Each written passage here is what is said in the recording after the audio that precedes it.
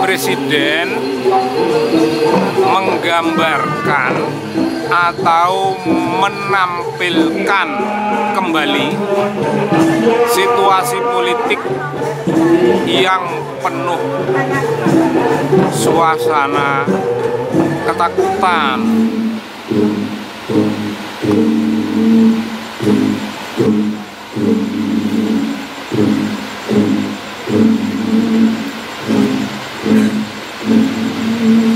Seorang jenderal, pakaian dinasnya gemerlap, memasuki ruangan di istana.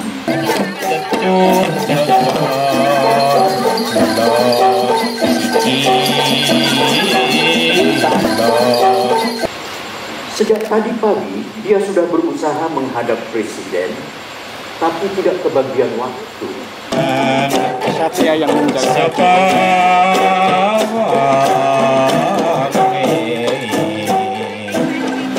Malam selarut ini masih ada juga staf rumah tangga istana yang bertugas.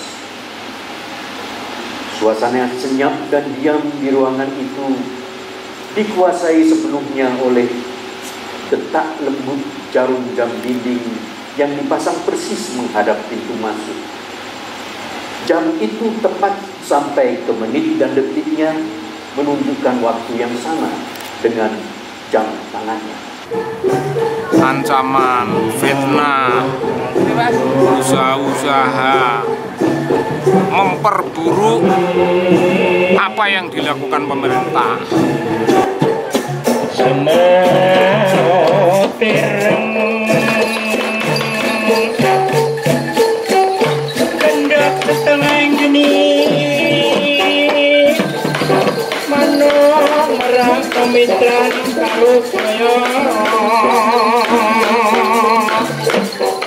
Hari ke hari kondisi politik menjadi makin tegang.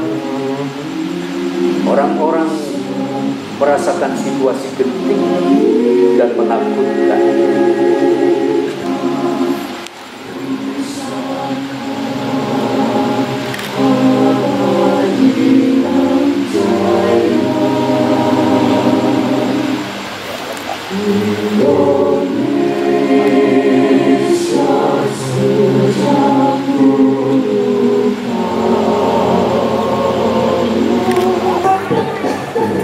Memperburuk barang yang tidak buruk, menjelekkan barang yang baik, tidak mengakui prestasi yang begitu jelas yang dicapai pemerintah.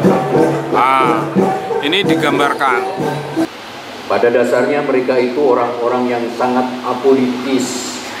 Pendirian mereka terasa sangat awam. Hidup ini akan lebih baik kalau lebih banyak lagi kegiatan demo. Kelak, sesudah urusan selesai, mudah mereka ditinggalkan untuk dilupakan. Pak Presiden, tujuan utama mereka merebut kembali mahkota dan singgasana Presiden. Ancaman berbahaya. Mereka menyimpulkan dengan jelas.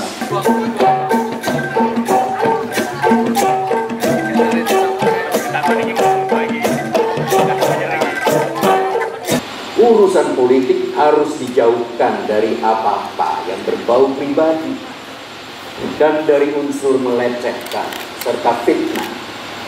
Bagaimanapun yang mereka hadapi itu presiden, representasi resmi kenegaraan dengan segenap otoritas dan kewenangan yang juga resmi dan sah. Dalam politik, kekuatan oposisi boleh sangat kritis, objektif, bicara apa adanya, tapi rasional dan pragmatis.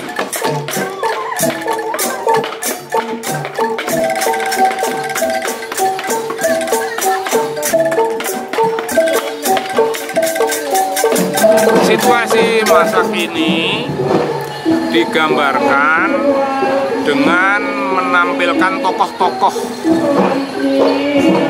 presiden, tapi panglima, abah, Abah tokoh kiai, tokoh dunia pesantren, dan sejumlah kiai, dan tokoh muda pula, tokoh muda dari pesantren juga.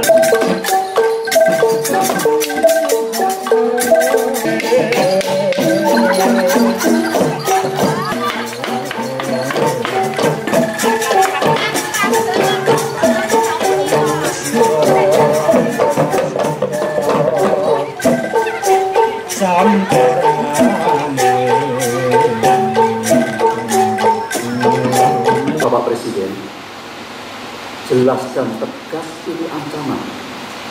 Agenda politik mereka tak bisa dibiarkan, Pak. Tugas sayalah untuk membuat ancaman ini tidak ada. Ancaman mau merebut mahkota dan singgasana Presiden dan akan mengusirnya dari istana itu hanya ditanggapi seperti kita mengatakan bahwa hujan terlalu deras atau kemarau cepat berakhir.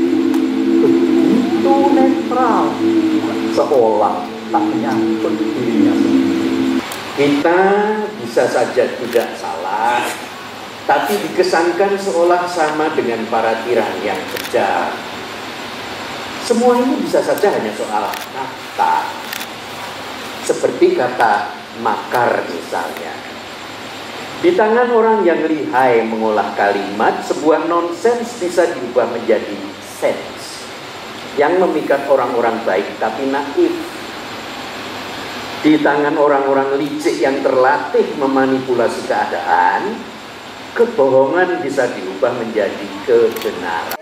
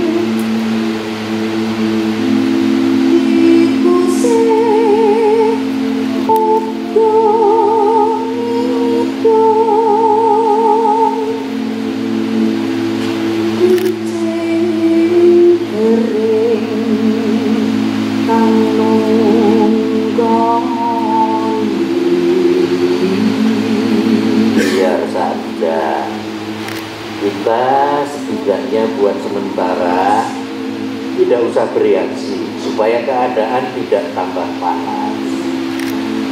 Mereka itu representasi dari sebuah kidung dandang gulo yang dikarang Pujangga Solo Ronggo Warsito. Semut ireng ngendok jroning geni. Semut hitam bertelur dalam api. Itu gambaran dari mereka yang gemar membakar-bakar dan memanaskan keadaan.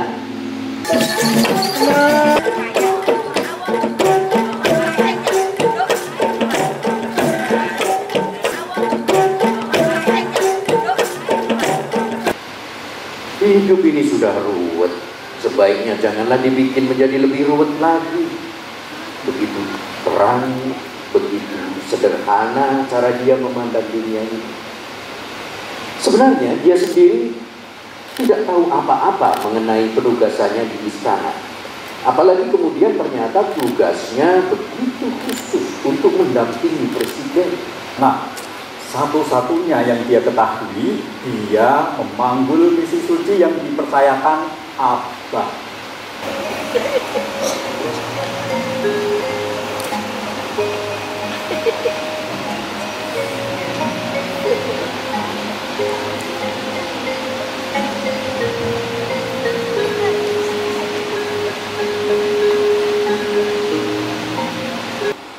Anak saya batuk. Sudah, kamu tidak perlu cerita. Abah sudah tahu? Ya sudah, dari tadi kan anakmu batuk terus toh. Mohon maaf, Abah. Begitulah sebenarnya. Maka saya bawa menghadap Abah. Obat dokter belum membuatnya sembuh. Lah, kalau dokter saja tidak bisa menyembuhkan, apalagi aku. Aku ini kiai, bukan dokter, bukan tabib, bukan dukun, bukan sinseh, bukan ahli obat yang lain. Baik, betul. Tapi kalau Abah sudah memberi obat, saya akan puas. Lah kamu ini cari kepuasan apa kesembuhan?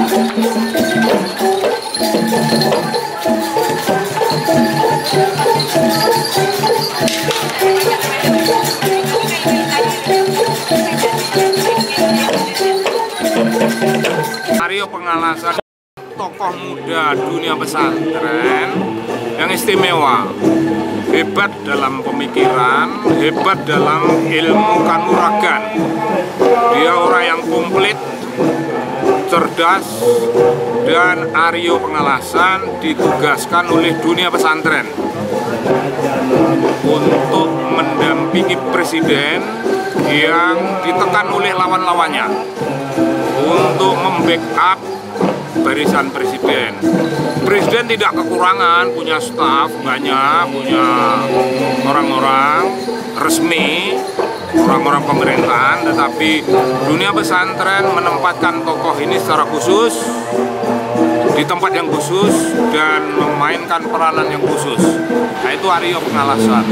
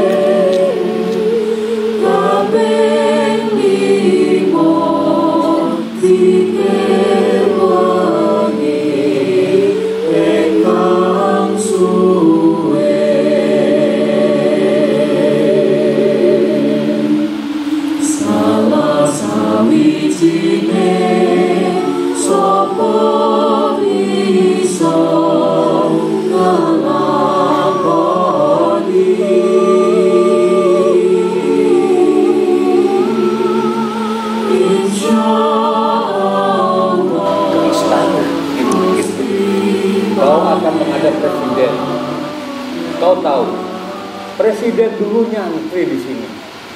Ya hanya sebentar, tapi tetap santri di sini namanya.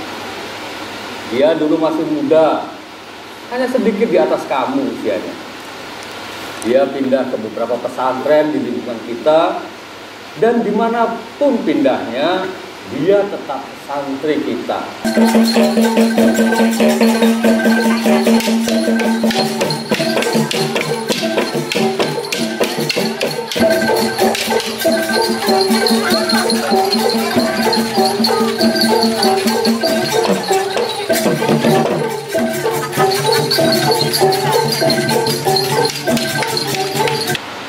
Abang tahu orang-orang yang memusuhi presiden. Abang juga tahu mereka berniat kurang terpuji. Di balik rencana turun ke jalan secara besar-besaran yang sudah mereka persiapkan, ada tokoh-tokoh yang siap bermain kotor. Presiden sudah tahu itu. Aryo, laporkan pula pada beliau bahwa dipilih rakyat menjadi presiden itu anugerah kehidupan. Ingat baik-baik, jangan lupa ini penting. Tapi sebaliknya, dikepung, dikecam, dicaci maki, dikritik, diancam untuk digulingkan. Ini pun anugerah kehidupan. Hadapi semuanya, tidak perlu takut, tidak perlu cemas. Sampaikan kepada beliau. Saat itu Presiden sudah menunggunya. Beliau berpesan pada para penjaga tamu istana, kalau utusan pesantren datang, disuruhnya langsung mengantarkan pada Presiden. Seorang staf di bagian dalam juga dipesan Presiden agar menanti kedatangan utusan pesantren itu.